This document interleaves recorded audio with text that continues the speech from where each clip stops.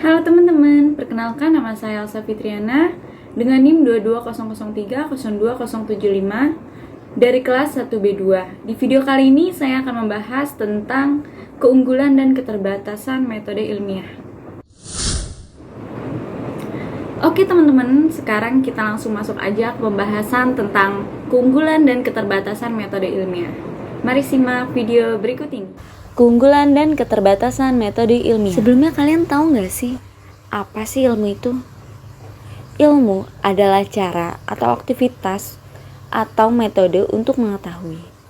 Ilmu akan muncul dari suatu objek setelah melakukan berbagai pengamatan. Dan dalam proses pencarian kebenaran tersebut akan diperlukan metode ilmiah. Ilmu pengetahuan, bangunan atau akumulasi pengetahuan yang diperoleh sepanjang sejarah perkembangan pengetahuan manusia, yaitu ilmu pengetahuan dianggap sebagai produk. Lalu pengetahuan yang diperoleh melalui prosedur ilmiah atau metode ilmiah, itu ilmu pengetahuan dianggap sebagai proses, diperoleh secara logis, dasar dan alasan yang deduktif rasional, untuk menjelaskan suatu gejala secara empiris sehingga bersifat terbuka. Metode ilmiah atau proses ilmiah merupakan proses keilmuan untuk memperoleh pengetahuan secara sistematis berdasarkan bukti fisik. Metode ilmiah akan menjelaskan berbagai macam gejala-gejala yang ada di alam dan akan menjawab berbagai macam pertanyaan yang timbul dari segala macam bentuk perubahan yang terjadi. Ilmuwan melakukan observasi serta membentuk hipotesis dalam usahanya untuk menjelaskan fenomena alam. Prediksi yang dibuat berdasarkan hipotesis tersebut diuji dengan melakukan eksperimen dan percobaan-percobaan langsung untuk mendapatkan jawaban atas pertanyaan yang muncul. Selanjutnya kita masuk ke metode ilmiah. Apakah metode ilmiah? Metode ilmiah adalah mekanisme atau cara mendapatkan pengetahuan dengan prosedur yang didasarkan pada struktur logis yang terdiri dari tahapan kerja. Adanya kebutuhan objektif, yaitu kemampuan yang dimiliki benda karena benda tersebut dapat memenuhi kebutuhan manusia secara umum. Lalu ada perumusan masalah, yaitu pertanyaan-pertanyaan mengenai masalah sebuah hal atau kejadian yang berbentuk kalimat tanya yang sederhana, singkat, padat, dan jelas. Lalu pengumpulan teori, pengumpulan data atau informasi atau fakta, dan penarikan kesimpulan. Fungsi dan ciri ilmu pengetahuan. Fungsi ilmu pengetahuan yaitu untuk menerangkan dan memahami hakikat dan gejala, untuk meramalkan kejadian yang akan datang, dan mengendalikan gejala.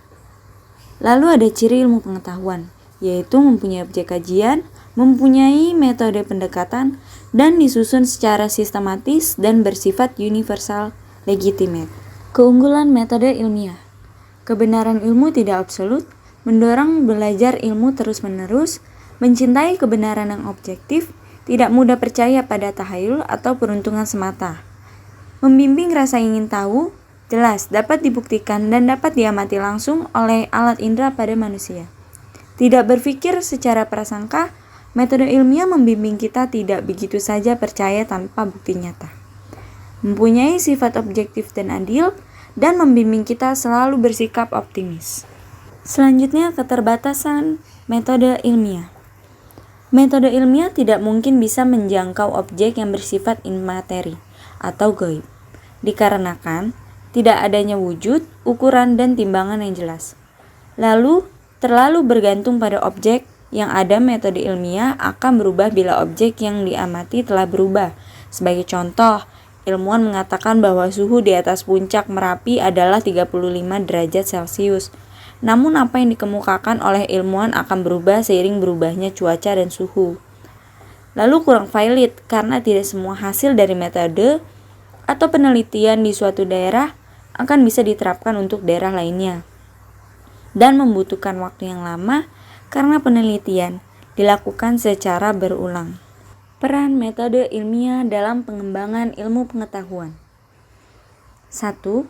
Suatu ilmu pengetahuan tidak dapat berkembang dengan sendirinya, akan tetapi dapat berkembang jika adanya suatu metode ilmiah. 2. Pada dasarnya, metode ilmiah merupakan upaya untuk merumuskan permasalahan, mengajukan pertanyaan-pertanyaan, dan mencoba menjawab pertanyaan tersebut dengan jalan menemukan fakta-fakta secara ilmiah tanpa adanya rekayasa. Yang berperan dalam pengembangan ilmu yaitu bahasa, logika, matematika, dan statistika. Bahasa, manusia mempunyai kemampuan berbahasa yang tidak dipunyai makhluk lain. Dari kemampuan inilah kemampuan berpikir dan ilmiah berjalan. Lalu yang kedua ada logika. Logika atau penalaran merupakan suatu proses berpikir yang membedakan kemampuan. Ketiga ada matematika, merupakan bahasa yang melambangkan serangkaian, makna, dan pernyataan yang ingin kita sampaikan, berupa simbol atau artifisial dan memudahkan kita. Yang terakhir ada statistika, yaitu memudahkan kita dalam penarikan kesimpulan. Masuk ke dalam contoh. Statistika. Contohnya, membuat suatu produk, apakah kita mampu menjualnya dapat diproduksi dengan cara lain. Ada matematika atau logika. Hipoerates dapat menghitung jarak bumi ke bulan. Ada Copernicus mengumpulkan konsep heliosentris, matahari sebagai pusat. Ada Pythagoras mengadakan perhitungan terhadap benda-benda berbentuk segitiga. Dan Galileo Galilei berjasa dalam menetapkan hukum lintasan peluru, gerak, dan percepatan. Hasil dari suatu metode ilmiah dalam pengembangan ilmu pengetahuan itu sendiri mempunyai manfaat. Di antaranya, 1. Dapat dijadikan peta yang menggambarkan tentang keadaan suatu objek yang sekaligus melukiskan tentang kemampuan sumber daya. 2. Dapat dijadikan sebagai sarana diagnosis dalam mencari sebab, musabab, kegagalan. Dan 3. Dapat dijadikan sarana untuk menyusun kebijaksanaan atau polisi dalam menyusun strategi pengembangan selanjutnya.